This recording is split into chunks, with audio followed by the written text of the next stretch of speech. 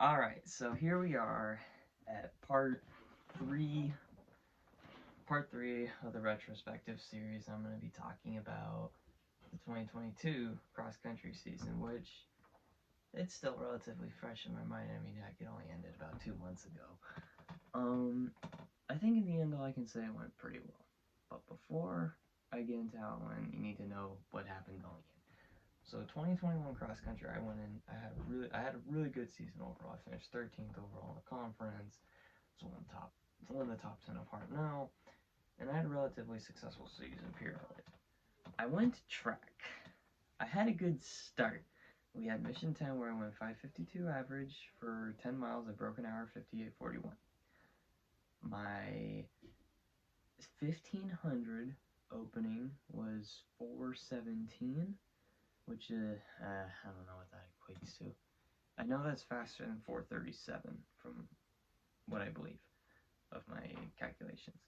And then I went 34:45 on the 10K, which is 5:36 pace for 6.2 miles. Okay, I didn't have the worst opening. And then I didn't hit my PR 16:06 on the 5K, but earlier in the season I seen 16:16, and that was quite a day.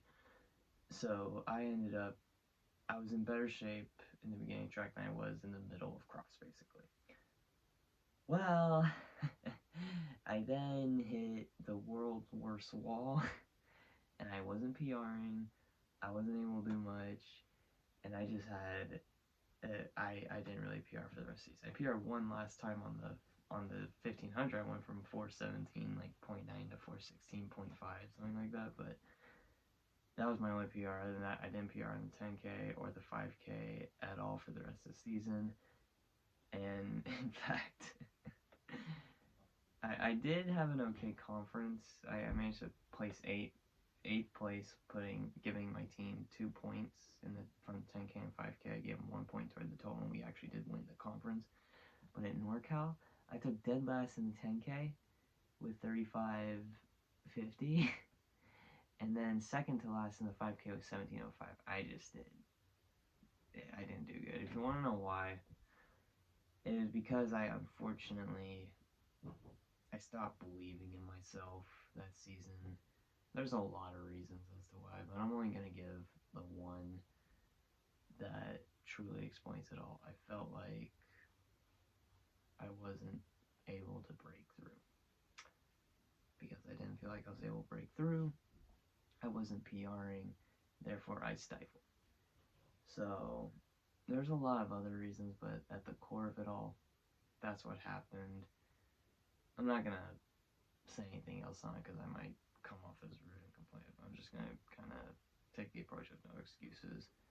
It is what it is. I messed up. I'm gonna move on from it, and we'll go. But anyway, with how that all ended, trust me, I was not thrilled. Okay, I was very horrified. I kind of got flashbacks back to 2019 track and field back in my high school year, and I was just like, man, I thought I managed to rise above all that. And what happened? I didn't PR for anything. And it just sucked. But I just said, well, at least I gotta have a track season. I still got the NorCal provisionals, and I had fun with the team. Blah blah blah, this and that. But I remember I told myself, and also, the other thing was, I was having a hard time with academics. I may have focused a little too much on it, but also it was my first time commuting to the Salinas campus 4 to 6 times a week. I was not ready for that, and my body wasn't, and that did not help. So all in all, it was just a bad mixture of it didn't work out. It sort of blew up in my face. But I remember after that track season, oh wait, and one last thing, I got injured. That did not. I got another round of tendonitis, and that was horrible. That was not fun. So I was like, oh man. So between all that, I know I keep sorry if I sound repetitive, but I didn't have the best overall season like we had wanted to nor projected to be, and it just didn't work out. However, I almost made one mistake. I don't know if you're calling part one. I talked about how I was going to quit running after COVID. I remember I was gonna text Z, hey Z, I messed up. I can't be a part of your team and risk this again. And I don't think I'm gonna be of any use to you during cross country or track and field next season. So thank you for the experience, but I think I'm gonna cut my running. All good, and just end off on a high note with the high notes I got in cross. Okay. The day I was going to send it, I get a text from Z saying, as one of my top returning freshmen, you have the chance to be repeat all conference, all NorCal, and run on the state team. Here's the following goals I want you to set.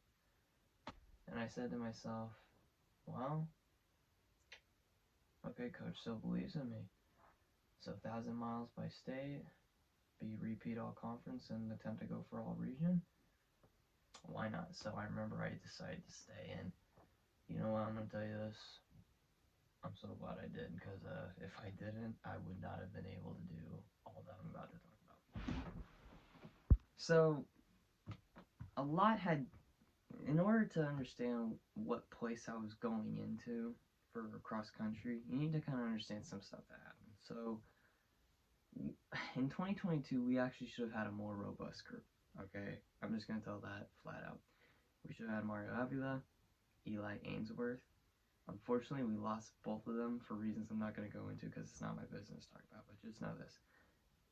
We had them, they were both true freshmen that got all conference and all region and ran the state team and helped the team and helped the men's team to a first ever third place finish. We didn't have them anymore, and we were supposed to. Eli Murray also didn't run track, unfortunately.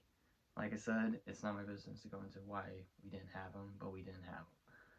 So that meant Z had to sort of work with what he had. Okay, and who did he have to work with?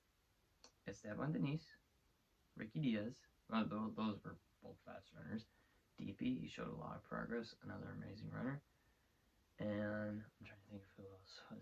I just ran this team for the guys. And I'm not talking about incoming freshman. Jose Velasquez, who was in fact an all-conference, all-NorCal true freshman, so he was a good one. And then you had Carlos Espinosa, but then he decided not to do cross for reasons I'm not going to get into because it's not what it is. That, and then we should have Miguel Leon, but Miguel, he transferred to UC Riverside. Who was left? Me. And we would have had Maximo Puga, who would have been like, he would have filled what the position I had, like being in the top 10, like 9th or 8th guy. But then he had, but then for other reasons, he couldn't do cross. Again, not my business, so I'm not going to go into it. That left me, okay? Those were his 5 returning sophomores that he had that had the potential to be top 7, all region, all NorCal, blah, blah, all NorCal, all conference, blah, blah, blah. Okay, that was who he had returning. Of new guys coming, we had quite a few. The 2 that ended up being our part of the top 7 the whole season, Moises Benito and Jesse Blanco. I'll get into them in a minute. But somehow, through an insane amount of ways, I think about this a lot, actually. That just through all the circumstances, the only guy left to work with of the returning sophomore crew was me. Like, some would call that luck. I kind of say there's no such thing as luck, personally. Like, there is luck. Like in Monopoly, if you roll the right dice, yeah, that's just pure luck. But anything that happens to you happens for a reason, okay? Keep in mind, I'm not the fastest runner who ever lived. I will never be. But I'm not the slowest runner, okay? Never have been that. Right, well, on an average scale, I'm not the slowest runner, okay? That's what I meant to say. Sometimes when you compare me to guys like Belmont, I am pretty slow, but that's besides the point. Point is this. I always did my work. I stayed in there, and I managed to hang in there. And somehow God decided to honor that, and I ended up being only one of the top 5 returning sophomores that Z had to work with. And that's what leads us into 2022 cross-country season. So I was going to quit. I ended up not. And then through apropos of how whatever I managed to be one of the top 5 returning sophomores that Z had to work with. So was it destiny? I don't know, but here's what I do know: it worked out and ended up being quite an experience. So to get an overview of how the overall season went, I did. I was just talking about how through apropos of nothing, I managed to be one of the top 5 returning sophomores. One thing that did get me throughout the season, I'll admit, is I did feel like I wasn't meant to be there, okay? That was just luck. I'm not contributing to the team. I was the 6th and 7th runner that whole season.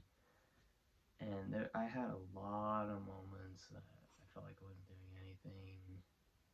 I'm not going to go into personal reasons about it. There are team reasons for that. I'm not just talking about scoring, but they didn't affect me enough. If I really decided I disliked my team, I just would have been done with them and said, forget you guys. But I did not hate them ever. I love my team. They're like a second family to me. But there were times I did get annoyed, and I just felt like I wasn't able to do anything to help the team, and felt like I was just there. And a lot that played throughout my head that season was like, there should be Eli and Mario here, but instead they're stuck with me. I can't help but just feel like I'm here, just, what's the word, piggybacking off the success train. Like, I struggle with that pretty much the whole season. I won't lie, and that's on me for that. Looking back, I shouldn't have worried about that. I should have taken the approach of, you know what, I earned my place, and I'm going to show everyone why. I should have taken that attitude. Did I? I didn't, because I'm a slow learner. I realized that only after reading a book called No Excuses by Brian Tracy. But, better late than never, right? But if I hadn't thought like that, maybe things could have been different. But let's look at it this way. If I didn't go through that experience, I probably never would have learned. I shouldn't have thought like that, so I'm not thinking like that going to track and field this season. So, to each their own. But anyways, the overall season, we were not the team that 2021 was, okay? Don't say that to be mean, I'm just saying it because it's the truth. The 2021 team took first place in literally everything except state, where they took 3rd, okay? Team of 2022, we took first in the early bird, first in the NorCal preview. Okay, the Chabot Twilight race was a 5K on the track, and there wasn't really a team score on it, but if you do tally up the team scores, we did not win that. I think we took 2nd place, and I think we lost the ARC, that means. So 2nd as Chabot Twilight. And then you had the Manny Bautista invite down in San Diego. We took 5th place at that. And that was actually a really fun meet, looking back, but that was a big meet. We ended up taking 5th as a team there. And then Toro Park Invitation, we took 1st place there. Then we had Conference, we took 1st place there. And then NorCal, we still took 1st place, only by 3 points. NorCal in 2021, everyone got all region, all 7 runners. We only had 3 get all region in 2022, and we destroyed the competition. Okay, I'm not saying that to be mean to ARC or anyone else, but Hartnell dominated that day. And then at state, instead of 3rd, we took 4th. Okay, with that said, we were still a powerful team. Okay, it's just 2021 was very, very, very exceptionally fast is the best way I can say that. So, at that said, though, 2022 is still a great year. Okay, like I said, we won conference. We had instead of 10 guys getting all conference, we had 7 guys. I'll never forget this. Our top. So I was 7th guy with 10th place. Hold on, I got the medal right here. So I got 10th place for the conference, okay? And all the rest of the team finished above me. So our top 7 was in the top 10 of the conference. So we had a really good day for Hartnell at the conference meet. At the regional meet, it was raining, it was muddy, it was totally scary. but we all managed to rally together, and somehow we beat American River College by 3 points. 3 points, guys. Everybody counted at that point. I was 7th, and I got 25th place that day, and Penland took first. So in the top 25 of region, we had our top 7. So that was that. And state, we took 4th. I unfortunately got injured again. I'm gonna talk about that in the next part of the video. So our span was way more than it should have been. I took 1/15. It should have been way smaller, but I got injured, and that it is what it is. But we still took 4th at state, and we could have been 3rd, but just meant it wasn't meant to be. So it is what it is. But next year's team will carry that on. But the team of 2022 is a tough team. Okay, we still went out and ran. We had our top 7 as all conference competition within the region, and we still took first in the conference and region. And then state, we were still in the top 5. Okay, the top 5 at state is still pretty formidable, and our competition was tough. Mount Sac, San Diego Mesa, Riverside, these guys, they're the Southern California powerhouses for a reason, guys. So we still were a tough team. Just we were compared to a very, very tough team from Hartnell, the best team ever in cross-country history thus far. Alas, though, but that was the overall season for the team, and you know, it was fun actually being a part of that season. For me personally, the best part of that season was just being able to run NorCal and state. After 6 years, I finally saw my dream of running state and running past what would be in high school beyond the league, in this case beyond the conference. I finally got that. Okay, and I gotta do it with Bella and Ricky, who I've ran with since 2017 too. And somehow the journey just felt complete. It was very, very exciting to feel that. So even though I wish I could have ran better for my first and final Woodward Park debut, I'm still very happy that I finally got the experience of running state, and something I'm going to treasure forever. And just also running past the conference, getting to run region, finally be a part of a first place post league team was awesome. Like, I remember, this is a dumb thing, but I remember for years I wanted I always wanted to be one of the guys with one of the CCS medals, because I saw in 2018, 2019 my cross country team getting them. And it's not that I wasn't part of the team, I just didn't feel like a true part of it. But then at region, I finally got that, so I finally got to fulfill High School Me's dream of being part of a first place team and like running actually in the meet with my team, and just not feeling like a true part of it, if that makes sense. So that was very, very exciting for me. Like, I'm talking personally. Like, that was just so exciting for me personally to finally have that experience. And if I have any more, we'll find out. But otherwise, I finally got that experience, to which I say thank you, Lord, for that one, because it was great. So that was the overall season. And then for me personally, just how awesome it felt to finally run post league, in this case post conference, and then also run state. So that was the overall season, the biggest highlights. As for, so I talked about team accomplishments. How about individual accomplishments? Well, you know, I would say the best individual accomplishment, honestly, for me, was honestly my Crystal Springs. Okay, so this also happens to be, well, instead of running Crystal Springs for an invitational, we ended up running Crystal Springs at as conference instead of at Toro Park. My PR going in was 23:22. Is that right? Yeah, 23:22. That's a 4.2 mile course, so instead of 4 miles, it's 4.2. That adds on a little bit. Anyway, excuse me. Fun course, guys. It's tough, but it's a fun one. I remember that meet. I I just ran for it with Jesse, and the hills got me, actually. I'm not gonna lie, the hills got me. And I remember I was like, I managed to hold my own, but then at the last 400 meters, I think, I remember these four guys. One, I don't know the other two, but Jake Santana from NPC, I do know. I'm good friends with him. I remember he got ahead of me for just a second. But I remember in that moment, I was like, no, I've worked too hard to beat these guys. I'm going to run for it and finish in the all-conference. I'm going to be honest with you, I actually miscounted.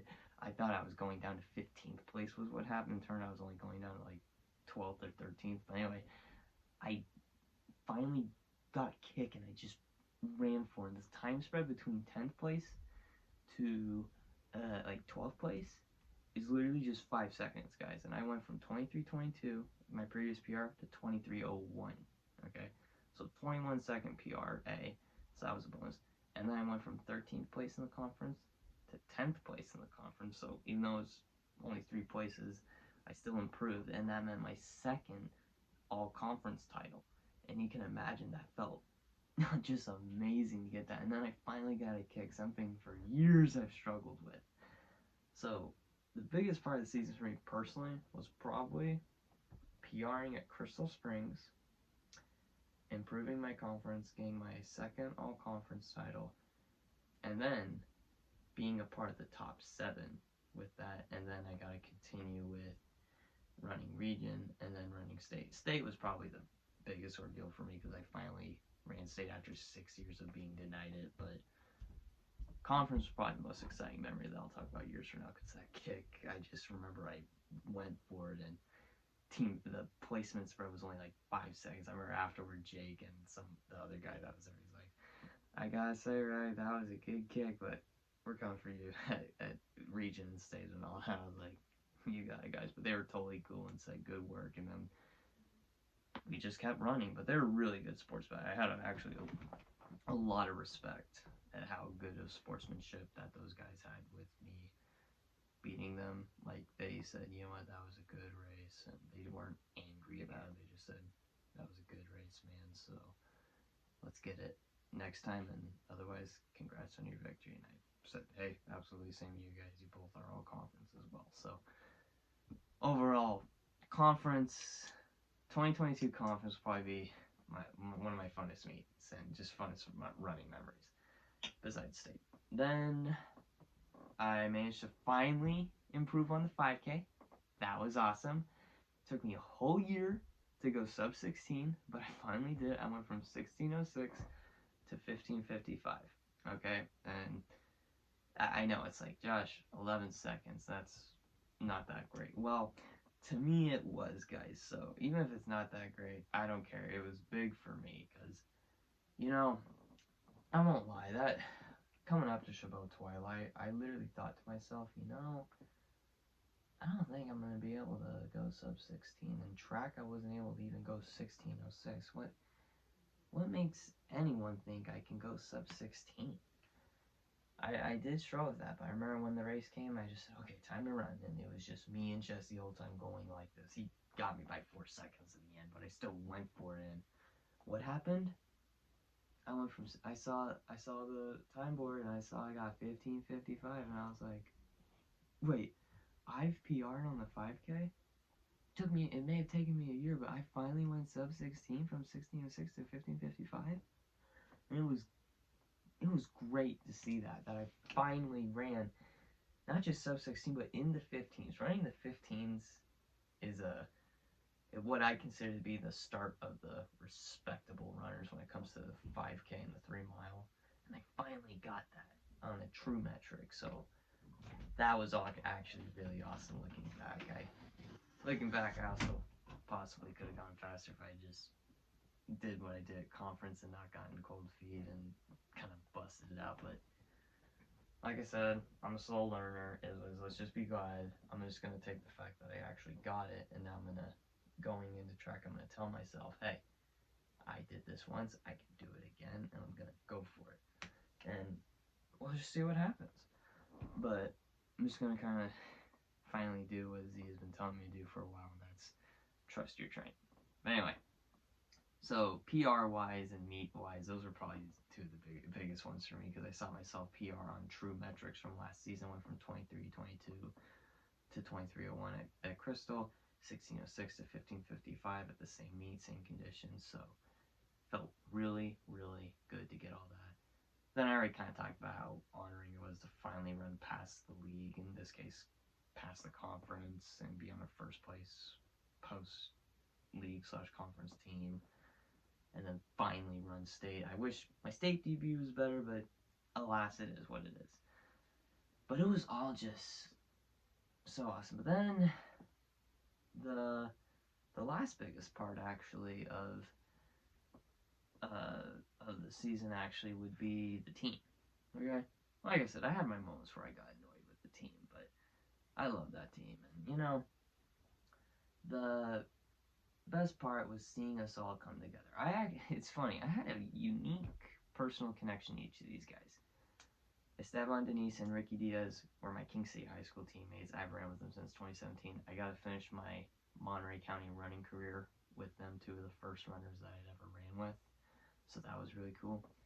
Moises Benito from Palma, I actually got to know my senior year and his junior year, and he and I kept touch after that 2021 track and field season. Now we were teammates. That was awesome. Daniel Pentoa, he and I were top student athletes during track and field and cross country, and he and I have similar times. He's a little faster than me, but I'm going to see if I can try and close the gap.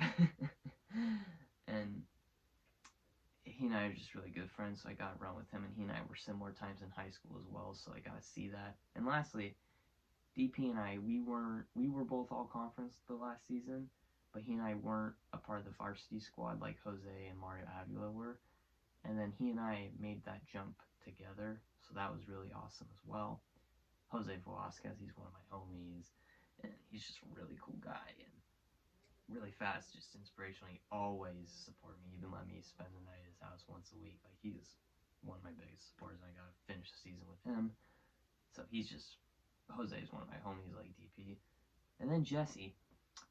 Jesse actually, I would argue, is one of the reasons I really stayed in the program that season, even when I felt like I was doing anything. I did feel like I could make a contribution by helping Jesse. And Jesse, man, he is dedicated, hardworking, and he's gonna go far in life, and not just running, but he's gonna go far in running and in life. His work ethic is so admirable, and he's just such a great guy. And I really saw him improve. He rose as one of the top true freshmen the Z's program has ever had, and he ran similar times to me in high school. He and I were about similar times, and I saw him go 22:40 at Crystal, run 21:20. Anything I had ever done in Z's cross country program, he did way better. And he was just an overall great guy, super humble. I just had a lot of fun talking with him and working out with him, because he and I did all our workouts together.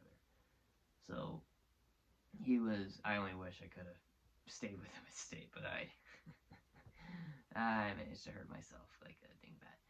Alas, is what it is. But he was great, and I really got to develop a personal connection with him, and had a lot of fun with Jesse throughout the season. So yeah, and so that would, I'd say, be the other best part of the season. I really just saw my past teammates and rivals come together as one and run with me this final season. I do wish Mario Avila could have been there, but wasn't meant to be. But he was still there. He just didn't get a run. But it was great, and I really got to see. And then lastly, there was one last thing actually I can talk about. The last biggest thing that happened that season was I saw my overall goal double. Going into the 2021 cross country, my goal in my entirety of running Hartnell would be this: 1 all-conference title and place at 1 invitational for a medal. After 2022, I saw that goal double. I come out of the Hartnell cross country program with 2 all-conference titles, and I placed 1 time Tour de Cuesta in 2021, and then 1 other time in 2022 with Total Park Invitational. So I saw that goal literally doubled, and for me, that was pretty sick. So PR-wise, memory-wise, and just team-wise, I really did have a lot of fun with 2022 cross country. So that was that. So now that leads to the final question.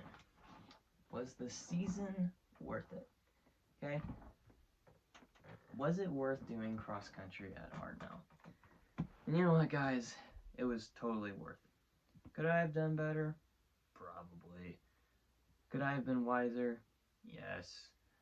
Could I have managed myself better? Definitely. But in the end all be all, I would say it was worth it. And at Hartnell in cross country, I saw myself go faster than I ever could have imagined myself. Give you an idea, we did a track workout where we ran 4 miles on the track, and I went 21:12. To give you an idea, 21:20, guys, is a 5:20 pace is a 21:20 4 mile. I went 21:12, so that's 5:18 pace. I went 5:18 pace for 4 miles in the 2022 XC season. Unfortunately, that was also where I got injured because my hip was hurting a little bit before it, but I decided to ignore it. But it turned out I should have just taken that workout off and saved it for state and region. But did I? No. Alas, it is what it is. But I still ran 21:18. Sorry, 21:12. 21:12, which is 5:18 pace. I never would have saw that coming, guys. And you know, in high school I had the potential to be, but I never got the opportunity to run state or CCS. At Hartnell, I ran the CCS equivalent. I got to run state. All were great. I saw after 6 years of running each day, working to the top, I finally got it. Was it luck? I don't think so. I think it was destiny. So I'd say it was totally worth it all. And have I had my ups and downs? Yeah, but you know what? I think one thing that can be said is I don't give up without a fight. I just don't. I'm stubborn like that. Or wise, I don't know. Hardworking, whatever you want to call it. I call it stubborn. But, you know, I finally got all that. And it was really exciting. So, all in all, Hartnell cross country was definitely worth it. I'm glad I stuck through it. And now, just going to have fun this final track and field season. The fact that I got injured 2 times at the end of the season, I think speaks that I need to work on my restoration stretches and such. So my New Year's resolution has been stretch and relax more. So that's just what I'm going to do. But I'm also going to relax and have fun. And I'm also going to do one thing. I'm not going to tell myself it's an accident that I'm at the running level I am. Because, you know, the more I think about it, it's not. I put in my time, I put in my miles each and every day. I just gotta remind myself that they are valid, and don't let anyone tell me otherwise or think otherwise. So, this track season, just gonna have some fun, and we'll see what happens. So otherwise, that's part 3 of the Retrospective series, and 2022 XC, and like I said, being a Panther, it was worth it for cross country, and I'm honored that, and mainly I'm happy I stuck through it despite everything. So thanks, Coach Z, for always believing me. Assistant Coach Justin, Diego, Adam, alumni Isabel, Torres, Shanti, Arlene, George, Wallow, all you guys. That, for those who don't know, that's a mixture of Hartnell alumni and coaches and assistant coaches, blah blah blah. They all supported me throughout this running journey, just like my teammates, but also Felix. I almost forgot him. So thanks, guys, and otherwise, being part of the Hartnell cross country program was totally worth it and made Monterey County running so much better than I ever could imagine. So that's it, and otherwise, we'll see what I post next.